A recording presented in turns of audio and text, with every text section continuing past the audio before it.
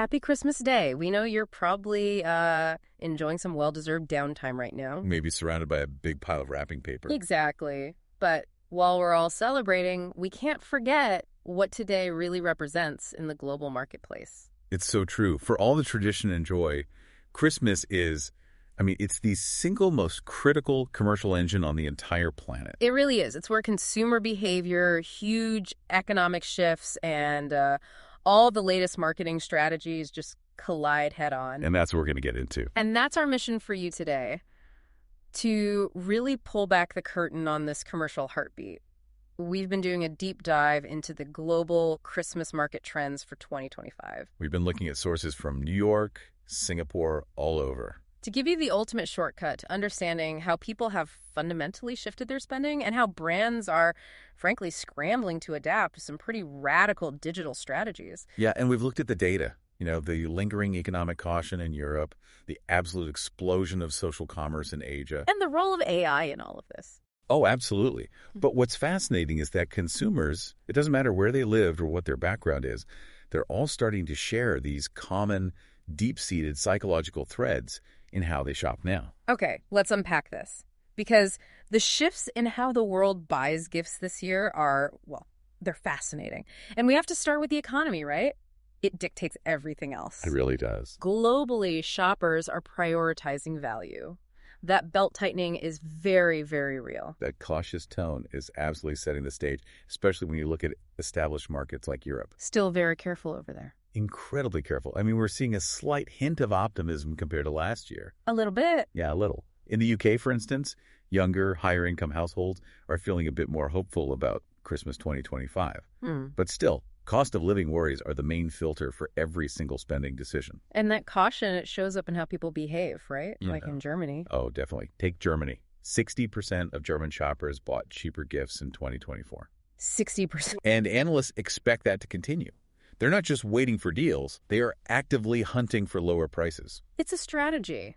And we see that in the U.S. too, don't we? We do. Across the Atlantic, American consumers are also tightening their budgets, even if they're still actively shopping.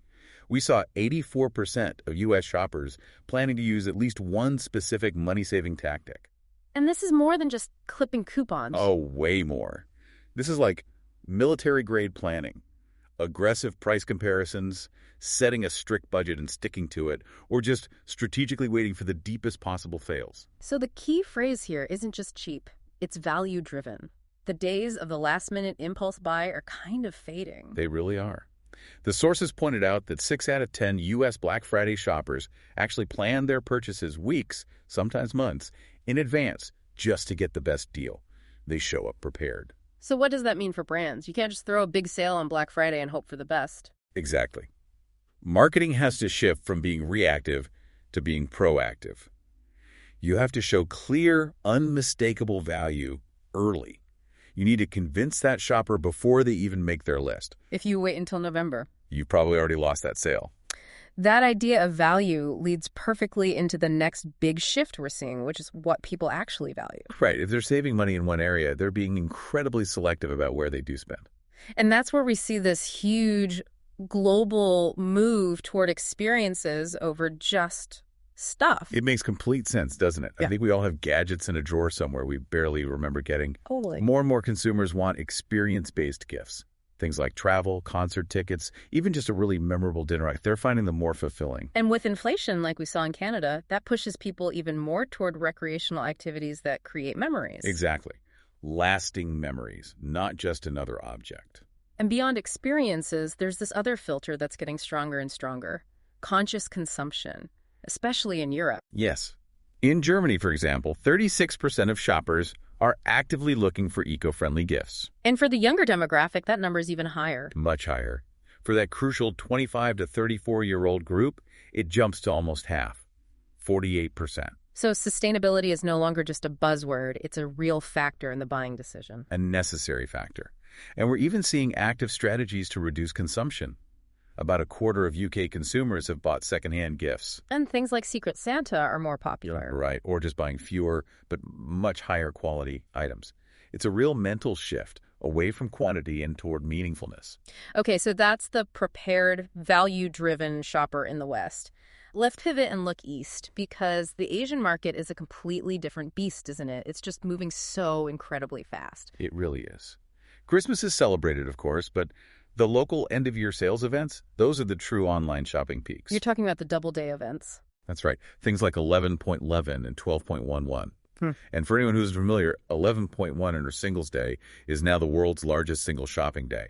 It completely dwarfs Black Friday. The scale is just mind-boggling. I mean, the data from 2024 shows 11.11 sales jumped 172% above normal levels in Southeast Asia. 172%. Yeah. And it outperformed 10.10, 12.1, and yeah, even Western Black Friday in that region. If you're a brand in Asia, 11.1 is your Super Bowl. And how people shop there is just so digitally native. It's deeply ingrained.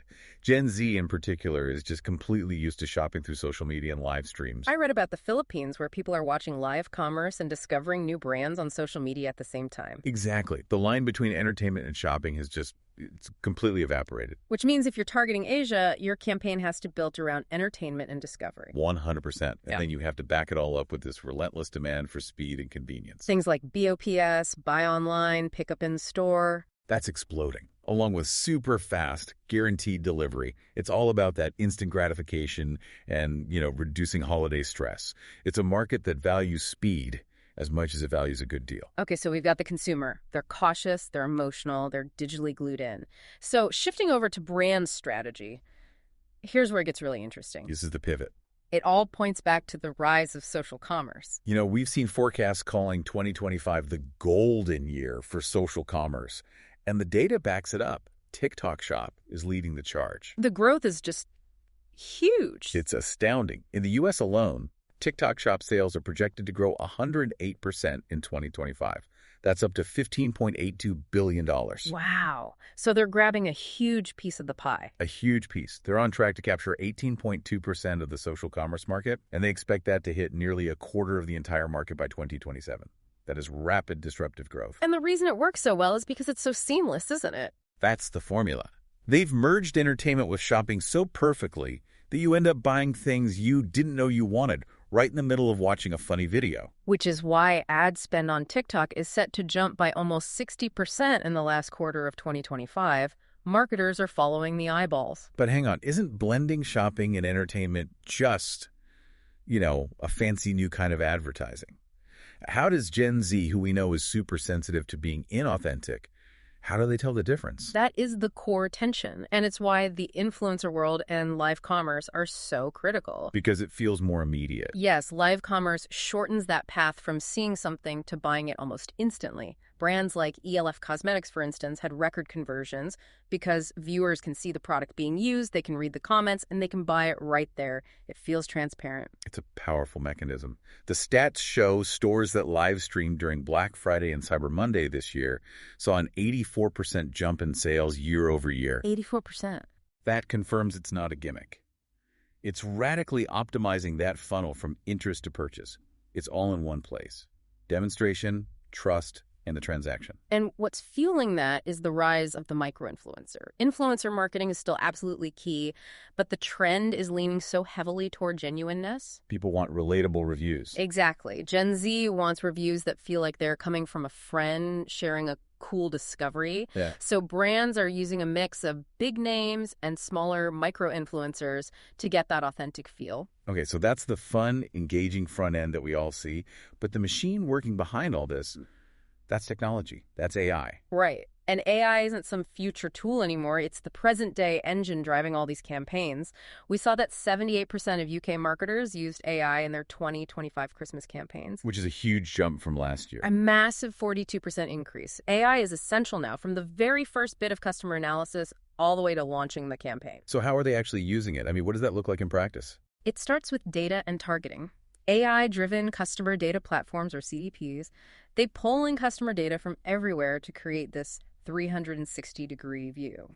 And then they use that to find not just your existing customers, but look-alike audiences. People who act just like your best customers but haven't bought from you yet. It makes ad campaigns incredibly precise. You're not wasting money on the wrong people. And beyond targeting, AI enables that real-time personalization. They call it next best action recommendations. Right. So think of it this way.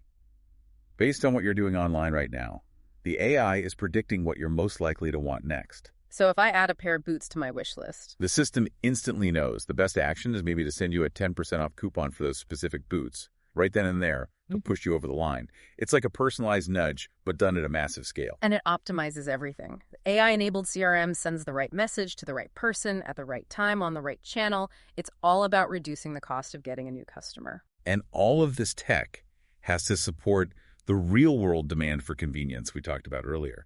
It has to be omni-channel. Meaning it works seamlessly online and offline, so it can support things like buy online, pick up in store. The AI makes sure the inventory and communication are perfect no matter how you choose to shop. It all has to connect. Okay, let's make this all really concrete for you now. We pulled 4 really strong case studies from the 2025 holiday season that show how the big global brands actually did this stuff. The first lesson is all about getting in front of that prepared shopper. We saw Macy's launch their 100 Days to Christmas campaign incredibly early. Right, and they had that big top 100 holiday gift guide. And they had a host, Alison Brie, framing it, which injected that bit of relatability and discovery we were talking about. So the takeaway for you is huge.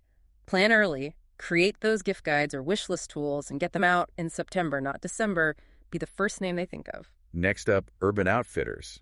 Their Happy Holidays campaign was all about humor and pop culture. They worked heavily with creators on TikTok. So the content felt really native, really genuine to the platform. Exactly. And then they backed it up with the value proposition. They promoted over 700 affordable gifts under $25. So the lesson is, use social trends and a fun tone, but make sure you have those affordable items ready for that careful, value-conscious shopper. Our third example is Puma, who made a really smart strategic move. They knew they couldn't compete on early discounts with everyone else. So they didn't try to. No, they deliberately chose to own the final 2 weeks, the last-minute shopper. And they did it with urgency marketing. It's still not too late. And guaranteeing that fast delivery with clear cutoff dates. The lesson there is that in that final push, people will absolutely pay extra for peace of mind. So focus on logistics and service to win over the procrastinators. Finally, we have to talk about John Lewis in the UK. They are the absolute masters of emotional marketing. Their ad, The Gifting Hour, was all about family and love. It built a story without trying to sell a single product directly. And on a day like today, Christmas Day, that kind of emotional message really hits home. That's the deepest lesson here. Use storytelling to build that long-term loyalty. It creates lasting engagement, not just a temporary transaction. So what does this all mean? The core conclusion for any business, or even just for you trying to understand the commercial side of Christmas 2025, is that success came from integrating 2 very different forces: sophisticated data and genuine customer emotion. Precisely. Brands have to use those advanced AI tools to be hyper-targeted and efficient. But at the same time, they have to show up on the channels where people actually are, which is social media, and communicate in a genuine way that builds emotional value. Yeah, the discussion really shows that the most successful campaigns are putting loyalty and emotional connection ahead of just a quick transactional sale, and makes you wonder. What's the final thought? Well, if the best campaigns focus on storytelling and connection rather than just chasing price cuts, how can you apply that same focus to your own goals, not just during the holidays, but all year, to foster that kind of lasting engagement? It's something to think about. Something to think about as you enjoy the rest of this Christmas day.